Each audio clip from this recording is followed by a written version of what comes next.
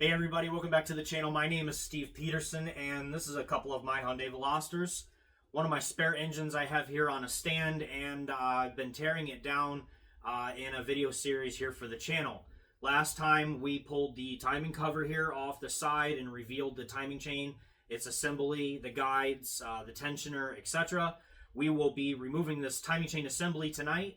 Everything from the guide, the tensioner, the chain, and then I'm going to get into removing camshafts here from the head, as well as pulling head studs. I'm going to pull the head off of this block tonight.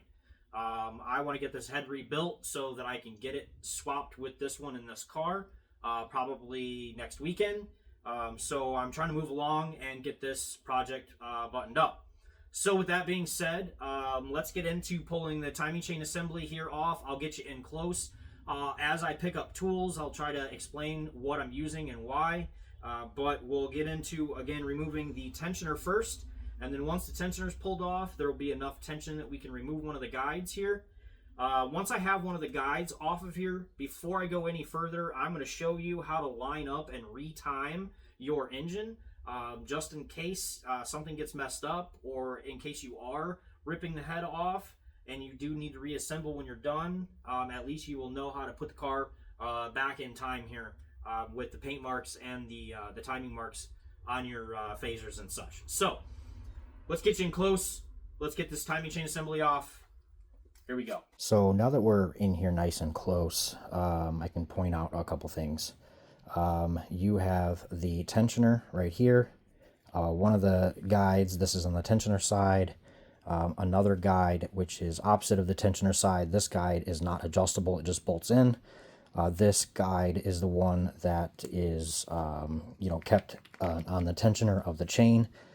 Usually when you see where it's on the tensioner side of the guides, we'll see how bad these guides are. This engine had 150,000 miles on it.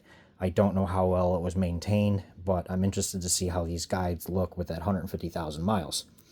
Another thing I want to point out here is, let me back the camera up just a little bit. Down here at the bottom, you'll see this orange link. And then right here on the chain, you'll see there's another orange link. And then up here, closer at the top, there's another orange link. When you go to line up the timing chain for the reassembly process, those are the painted links that you're going to line up in your specific timing marks based off of the crankshaft and your phasers. And that's going to basically put your head back in time with the rest of the engine. So it's important that when you reassemble your engine, if you are rebuilding the whole engine, you want to make sure that you reset cylinder 1 to top dead center, meaning the piston is at the top of its stroke. Cylinder 2 and 3 will be down, and then cylinder 4 will also be at the top of its stroke because it's a 4-cylinder engine. I say that cylinder 1 needs to be at top dead center because that is where you start for your timing process. You have 2 marks on the phasers that you should have lined up before you pulled the timing cover off. And as long as you realign those marks at the phasers and you put the painted marks or painted links on your chain back in all of the proper positions, your engine should be in time, no problem. So with that being said, let's get into removing the tensioner and the guides here. So I've got you guys in here as close as I possibly can without getting the camera in the way. First thing we're going to remove here is the tensioner. In order to remove the tensioner, we do need to loosen the tension so that it's not tight on the chain. In order to do that, there's this little locking device on the tensioner.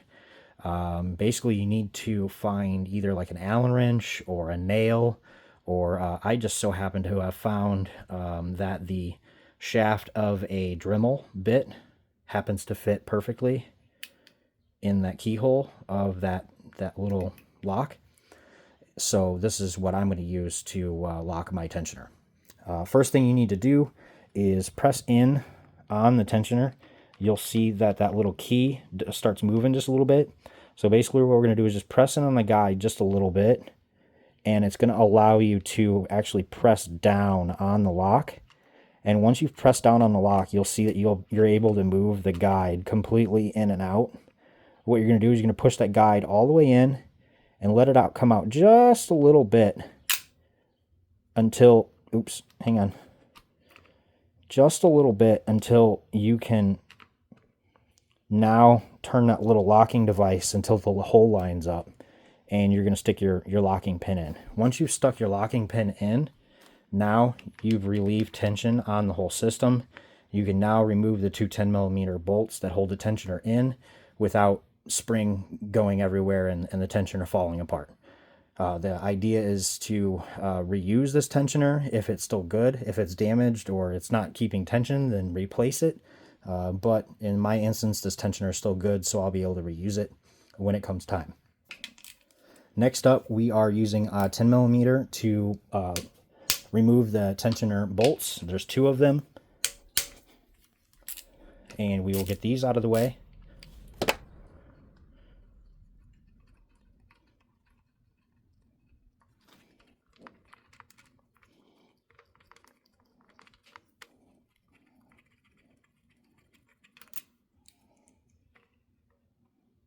There we go. Once you remove the tensioner, set it off to the side carefully. And our next step will be removing the guide here. To remove that, it's just another 10mm bolt down here at the bottom.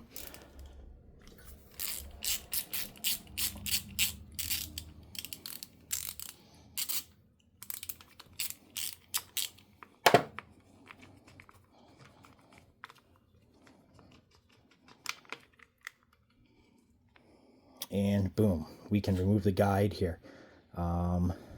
Take a look at that.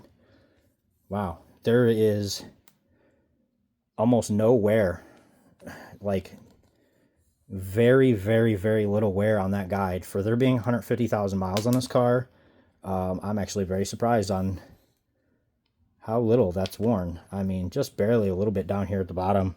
This isn't even really worth replacing. I will probably reuse these guides. The chain looks fine. The tensioner's fine. So most likely I'll be reusing all these components when I go to rebuild this engine. With that being said, now our chain is loose enough. I'm going to actually take the chain off here and rotate it so that my colored links line up. And you'll see what I'm talking about when it comes to the physical timing here. So I have now got the timing chain lined up here. So you have a painted link that's going to line up with a mark here on your phaser. You have a painted link that's also going to line here up on your phaser. And then you've got a painted link that's going to line up here on your crankshaft sprocket. Right there, there's a mark. As long as those three painted links line up on your timing marks with everything else, then you should be good. Everything should be in time. So now that we've got the tensioner and guide on this side off, I can go ahead and remove the stationary guide here on the other side. And then from there, we will remove the VVT solenoid housing here off of the top of the bridge for the camshafts.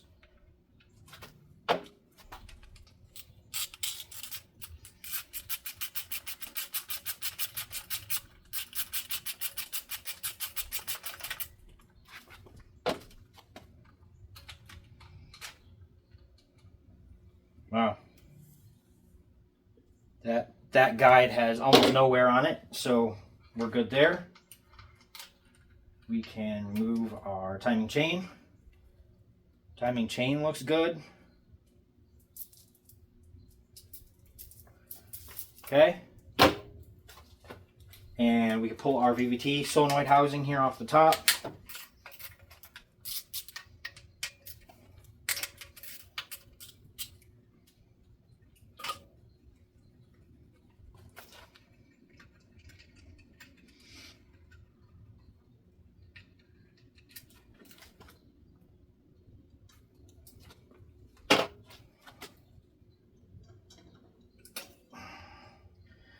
There is a seal underneath the VVT solenoid housing. I recommend you replace that seal. It should have came in your overhaul engine gasket kit if you bought one.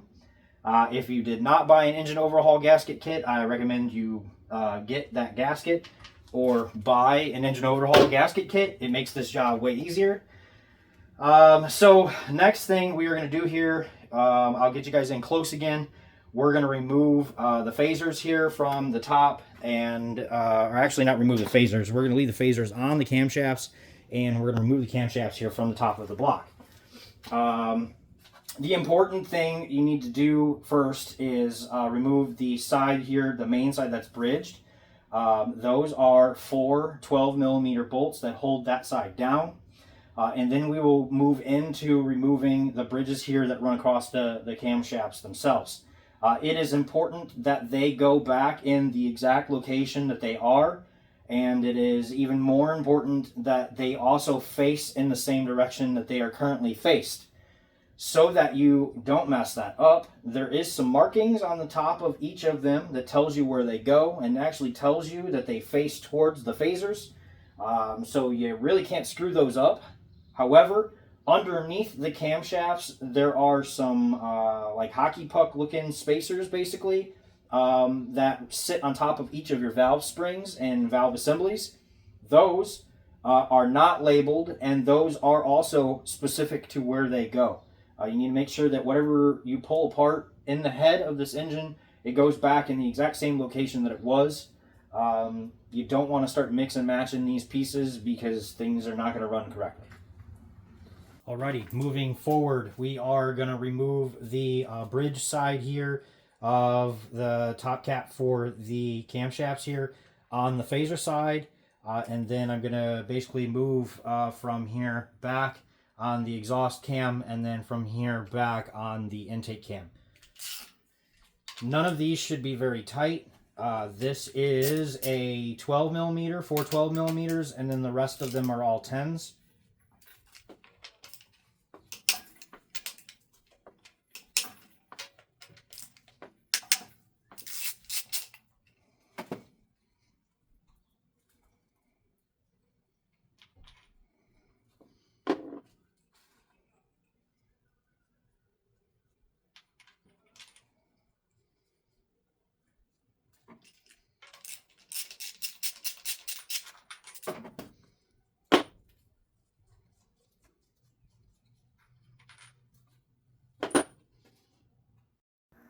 Remove that bridge from the camshafts, just give it a grab and kind of pull upwards, wiggle it back and forth, it'll break free. Inspect the journals for any major damage, any serious scoring or wear, and that makes these pieces unusable. So this one wasn't too bad. I think I'm going to be reusing them when I go to rebuild this head. It'll be okay. I'll also inspect the camshafts as I disassemble and move along further with pulling this head off.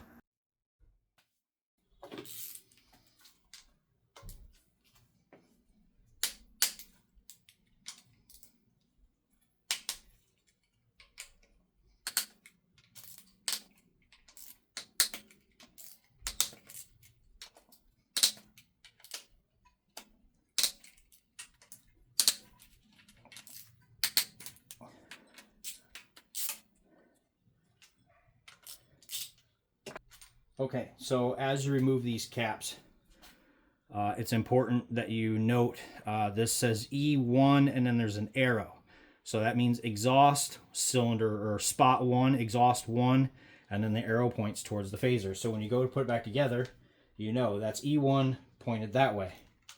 We're going to go to the next one. E2 pointed that way.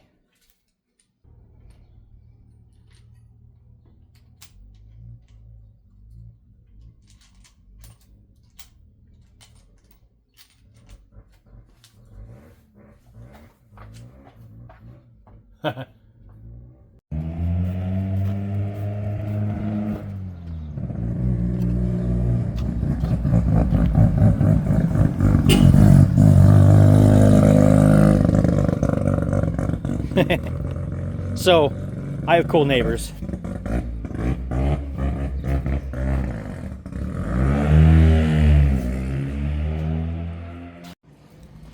Hey, Fuzz. Okay, back to pulling the cams on our engine.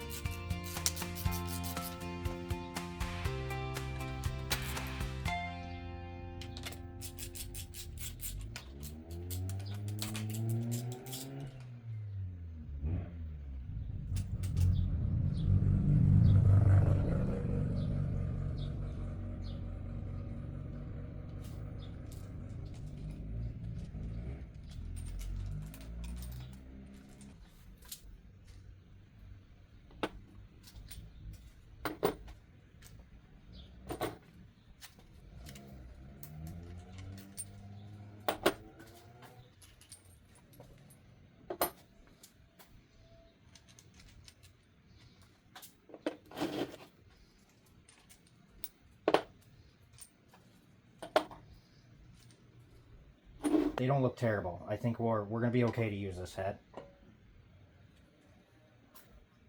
There doesn't look to be any like major scoring. So I think we're going to be okay.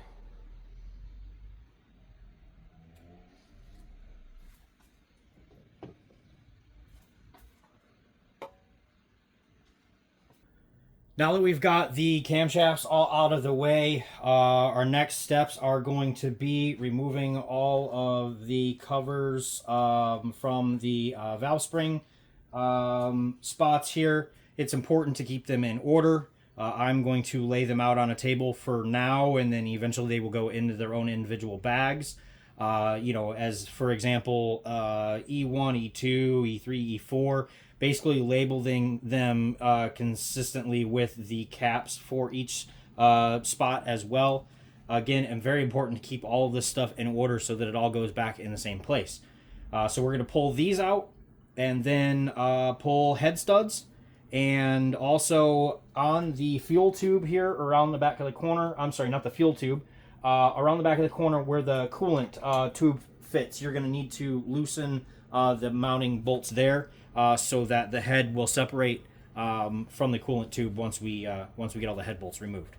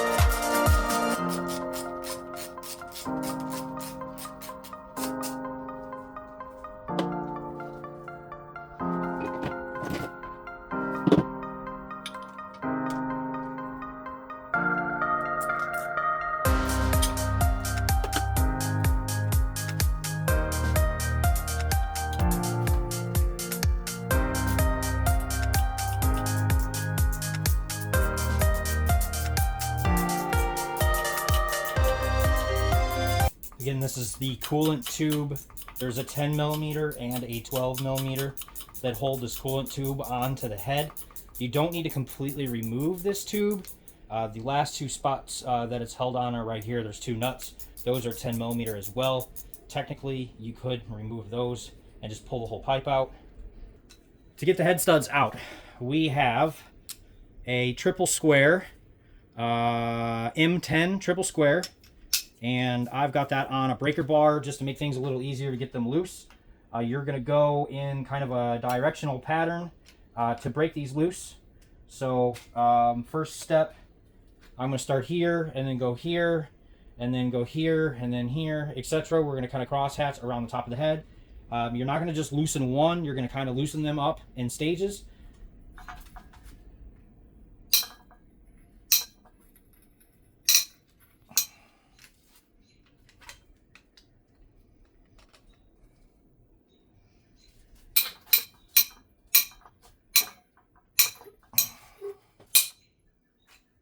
We've cracked all of the head studs loose and basically just pull them all out to get them out of the way. These are a torque to yield. These are a one-time use bolt. Whenever you pull the head bolts on an engine, replace them with new OEM head bolts. Once we have the head studs pulled out, we should be able to basically just lift the head right up off of here. I may need a little coercing with a pry bar.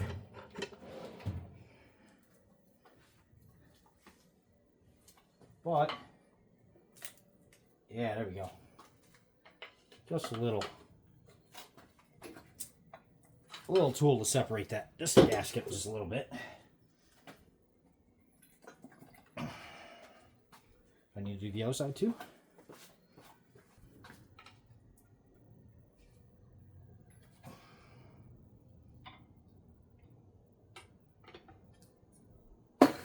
There it is.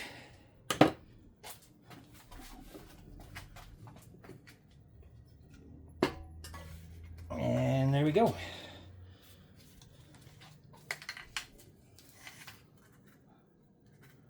That is the head off of this engine.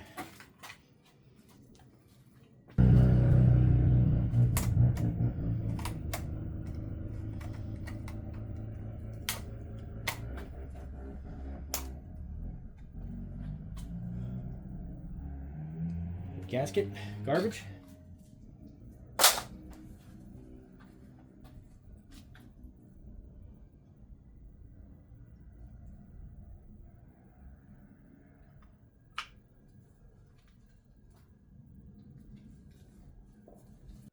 Well, that wraps us up for today. We removed timing chain, removed the cams, and removed the head from my spare engine here. My next steps will be disassembling that head further. I'm going to replace valve seals, clean the valves up, and do a full inspection on it. Make sure that that head is ready to be installed here on this Veloster once I get this one torn down. Pretty confident that that's all I'm going to come across. Hopefully when I get into this engine, nothing else rises any concern. I am hoping that it's just that broken valve and that it didn't do any further damage to this engine.